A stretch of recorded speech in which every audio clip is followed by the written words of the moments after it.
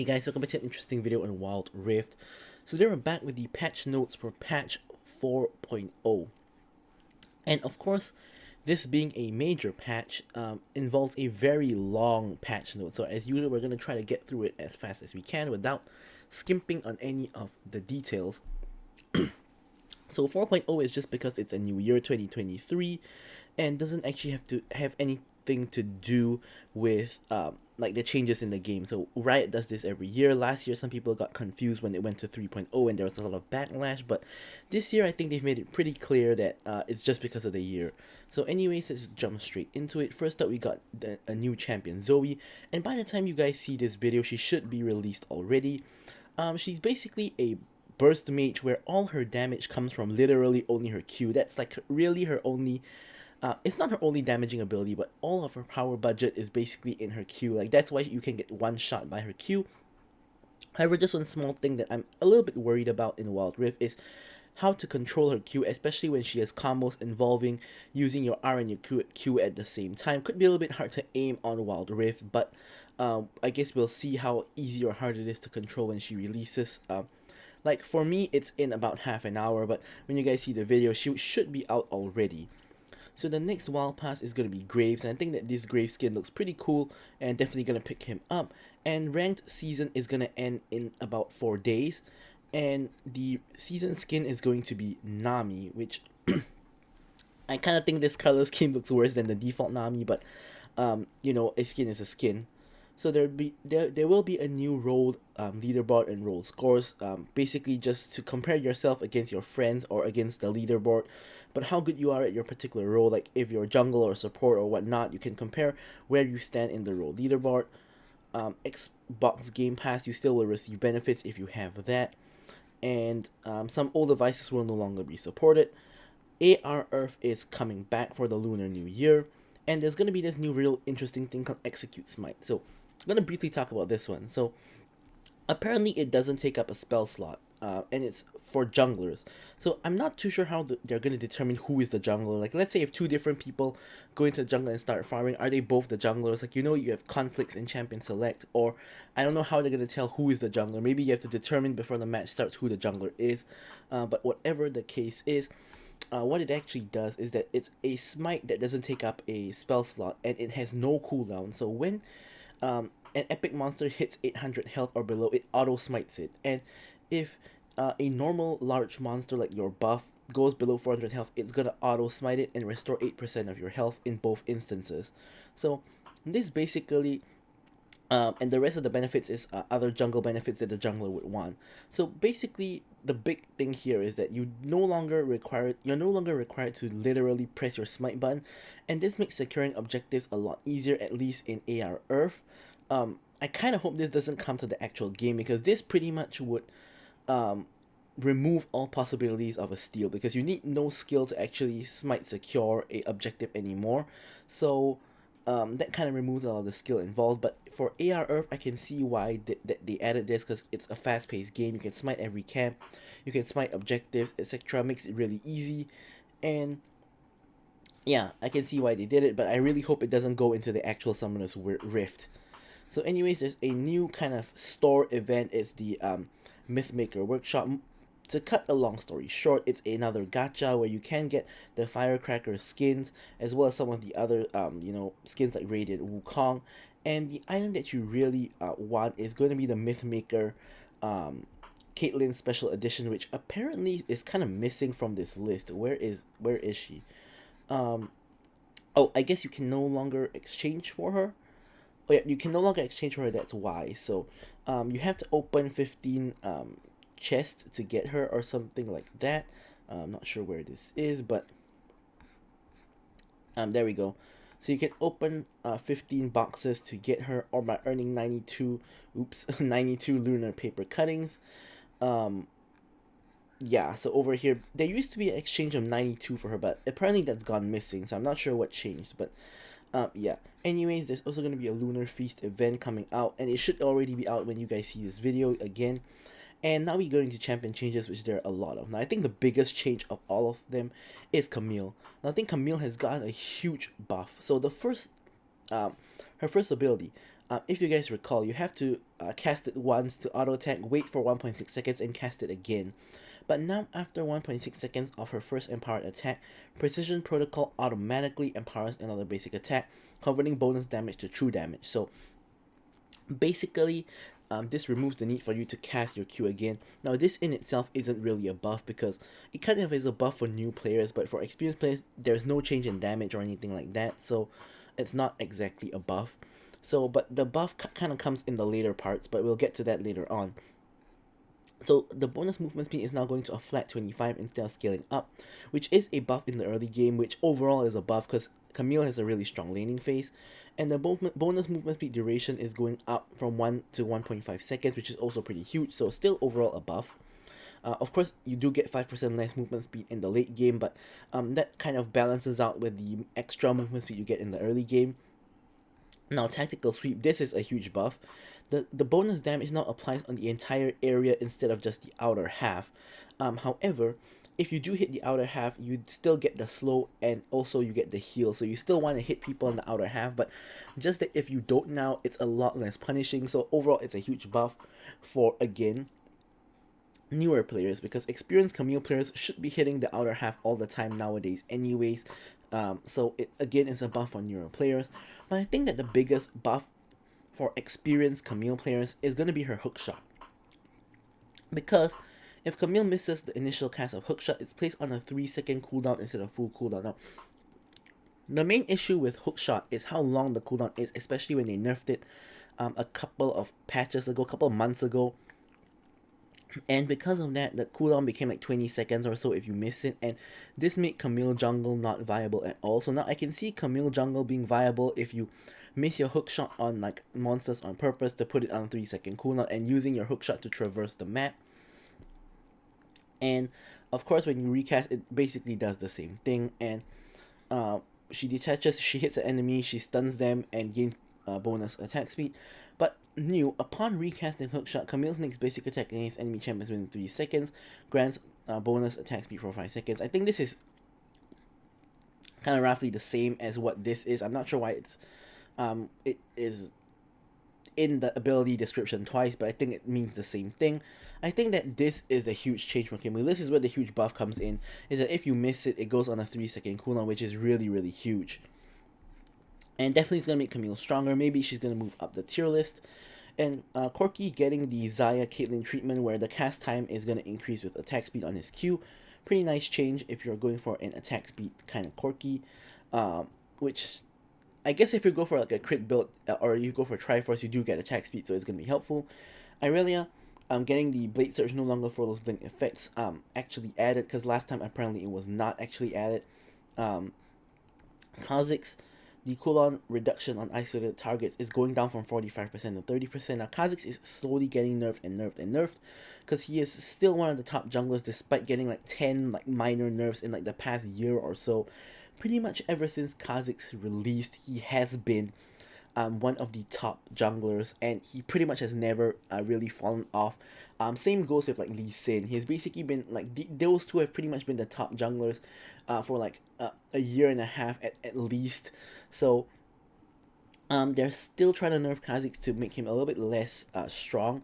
So I guess it's a step in the correct direction. And Kai'Sa is getting quite a number of buffs. So base AD is going up by 4, gonna help her laning phase a bit, and AD per level is going up by like 0.35. Basically at max level you're gonna get 5 extra AD. Now this one doesn't matter too much. The base AD though is pretty good. The Captain Rain AD ratio is going up by 5%. That's her Q. Of course, you know, it's helpful. Not the biggest change in the world. Void Seeker, which is a W, is again getting the same attack speed treatment where you can get a faster cast time with more attack speed. So you can get out your W faster, and as a result combo faster, which is of course going to help her as well. Overall, very, very minor buffs. Lilia getting a nerf. Health per level going down by 8. So she's going to get quite a bit of health cut off by the time she reaches max level. And the big nerf here is her Q, which is her main form of damage. So her base damage is going down in the later ranks, especially. Of course, going down by the scaling amounts of 5, 10, 15, the kind of change they like to do. So it's pretty much trying to nerf her late game, not so much her early. I mean, to be honest, you max Q first. So by the time you reach mid game, you're already gonna feel the effects of this. So yeah, I guess it kind of affects their early game as well. Monster mod is going down by 20%, so it's again affecting her clear and affecting her damage. This is her main point of damage, and I think Lilia's in a pretty strong spot at the moment. So I think this is definitely warranted. So I think this will put her more in line with other junglers, more balanced. So I think this is a good change. I don't think it's gonna affect her too badly though, so I think she's still gonna be really good. That's what I think is gonna happen. And MF is getting some very interesting changes. She's getting AP ratio buffs. So her E Make It Rain AP ratio, instead of just 10%, is going up all the way to 16% when you max it, and total AP ratio, instead of 80%, because there's eight instances of Make It Rain, again is going up accordingly. So you just times 8 to these, you should get the same values. Basically, these two mean the same thing. So your bullet time AP ratio is also going up by 5%, and your total AP ratio, again, because there's multiple waves of bullets, is also going up accordingly. Renekton getting a buff in the early game. His Q cooldown going down by 1 second, and healing going up by 1 at every rank. Pretty interesting, because Renekton is already really strong in the early game, and he's a pretty strong laner in my opinion. So pretty interesting that they're buffing him, especially in the laning phase, because this kind of implies that he isn't doing so well in the early game, because they do have the stats. So I guess some people have been playing him wrong, because if you play him right, this shouldn't be the case. But again, it's a good buff for Renekton, doubling down on his early game power. Samira, Flare, which is her Q base damage, is going up by 5 at all ranks. That's pretty huge, because it literally doubles the damage in rank 1. So that's like your level 1. So apparently she's been underperforming. I mean, they did just give her a round of nerfs, but I think that she's still alright. I think she's in an okay spot. But again, a buff to her is going to be good for Samira players like myself. And it's going to be a bit worrying, of course, because Samira is one of those 1v5 kind of champions if the situation is right. But yeah, so Shen, bonus damage to monsters on his Q is going down from 200% to 150, and the monster damage cap is going down by 25. I did feel that Shen's jungle clear was really fast, but I thought that they intended it to be that way because they did buff him as such, but now apparently they overbuffed him, so they're gonna bring him down a peg back in line with what they want him to be, which does make sense because Shen's jungle clear is absolutely insane if you guys have tried it. And next up we have Shyvana. Health per level is going up by 7, so she's gonna get a little bit more health, and her Twin Bite cooldown going down by 0.5 seconds, which is barely anything, and her Evolve Twin Bite slow is going up by 10%. Overall, it's very minor nerfs for Shyvana. Shouldn't really affect all that much. Singed, mana cost per second on his Poison Trail is going down from 15 to 12. Now that's 3 mana per second that you save, which is actually quite a bit. It adds up over time. And ability power going up from 30 to 35%, which again will help his late game, especially if he builds some AP. His ult health and mana recovery per second is actually going up in the later stages of the game as well. So again, more health restore, more mana restore. Singe late game getting a pretty huge buff, and Sion is getting a pretty huge buff across the board. His passive, every large unit killed, instead of getting 15 health, we're gonna get 20 health instead, so a lot more health for Sion. His Q minimum base damage is going up in like the early ranks, so gonna help his laning phase quite a bit. Of course, max damage remains unchanged, but you don't always get the max damage because it's really hard to full charge your Q, especially in the lane.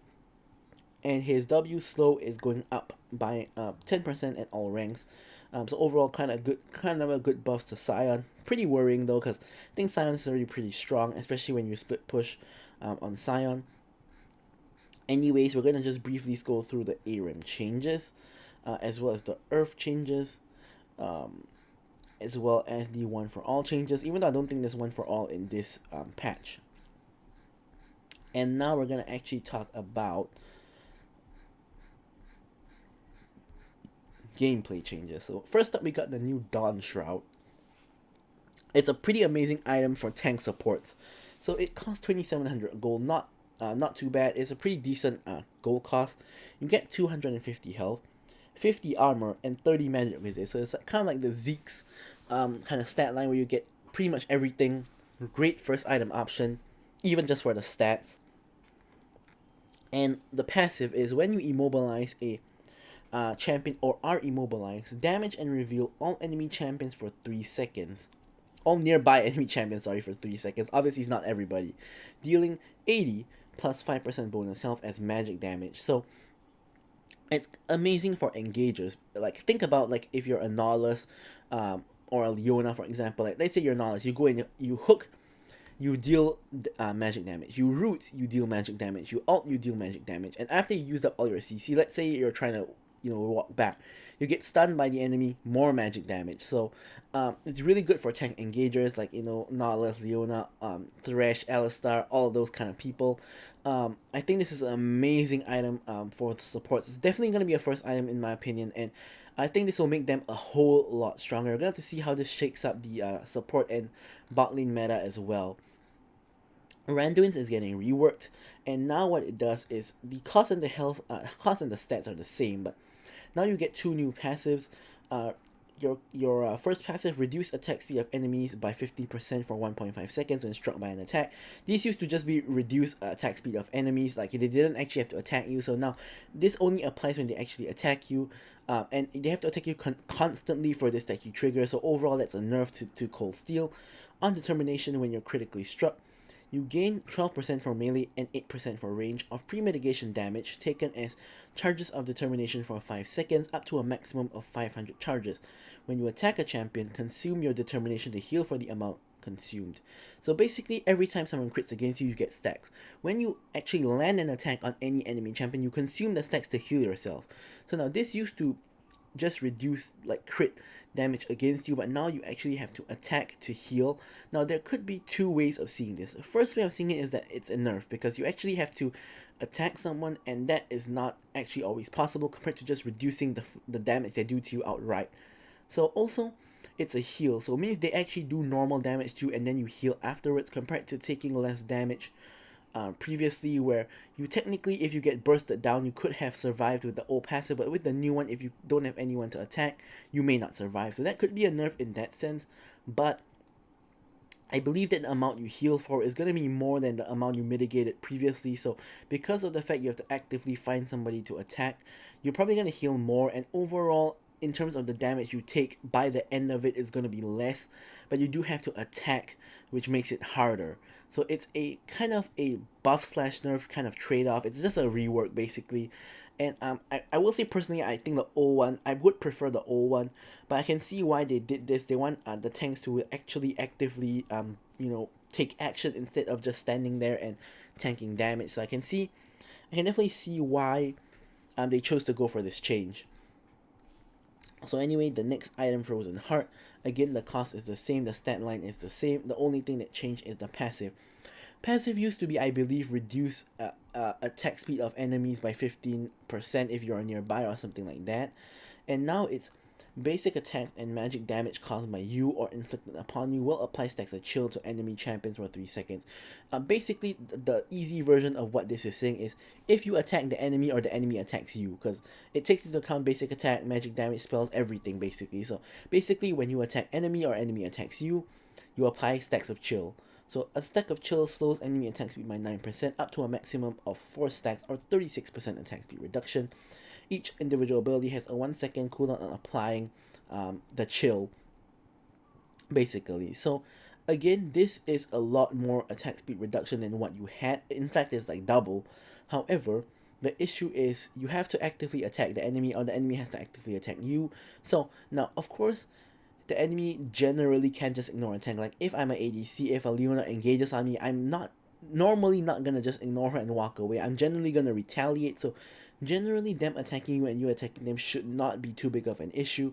But again, it's sort of the same situation where where you actually have to do something instead of just physically being there would suffice. But now you actually have to do something. So overall, I think that the impact of the change is roughly the same as the Randuin's change.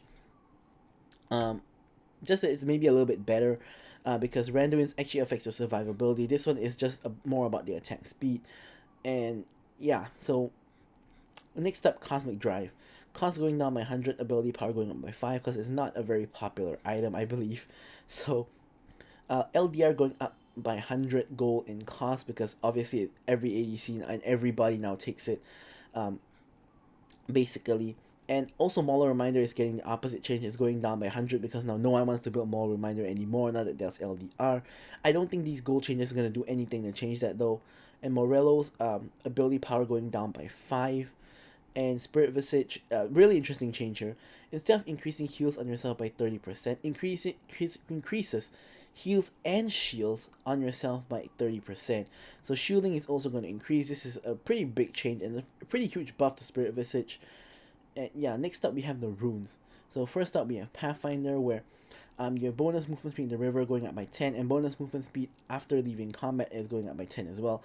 Now, no one is really taking Pathfinder because there's so many better options in the inspiration tree. I don't think this is going to really change it all that much. Though I think the issue is that it only affects the river. It doesn't actually affect the jungle. People used to take the old one because it affected the entire jungle, but now it only affects the river, so I don't think that's very useful. Now, Phase Rush ability haste now only works for basic abilities, not for ultimate ability anymore. Kind of makes sense, and ability haste is going up by a significant amount in compensation. I think that's alright. Phase Rush is still going to be good. And champion damage against structures, now it takes into account both AD and AP at the same time. So if you're a hybrid champion, this is going to benefit you, although there is not too many of those now, instead of just taking one or the other. And yeah, so some small things to note as we scroll on to looking at skins and etc.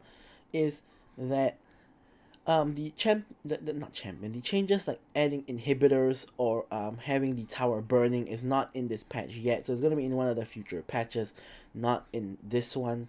With all that out of the way, this is pretty much the end of the patch notes.